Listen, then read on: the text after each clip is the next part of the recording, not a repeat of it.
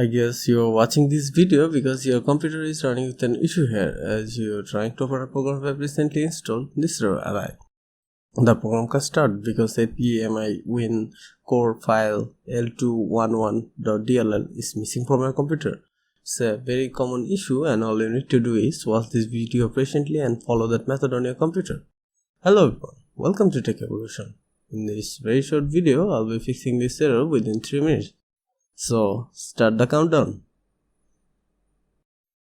The first thing you need to do is open your favorite browser and search for the entire file name .dll.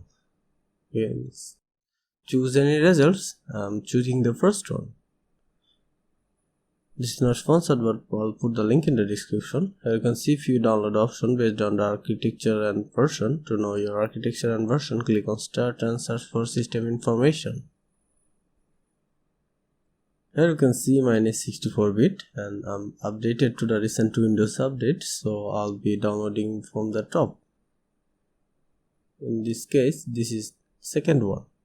I strongly recommend you to read this page. It has backup process also. As the download complete, hit open. The downloaded zip has two files. One is the DLL and the other one is readme.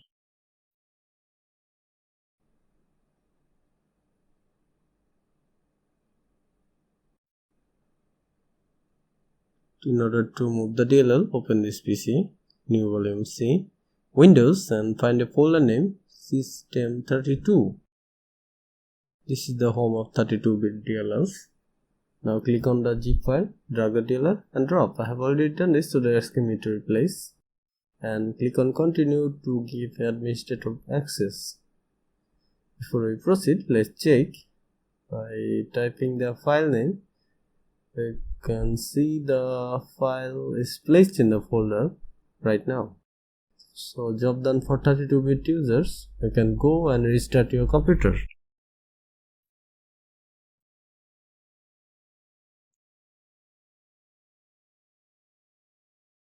Only if you are a 64-bit users, open this PC one more time.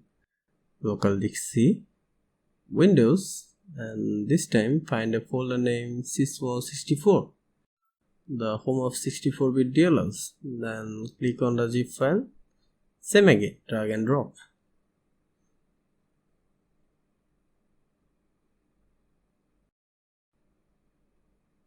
Check this one more time.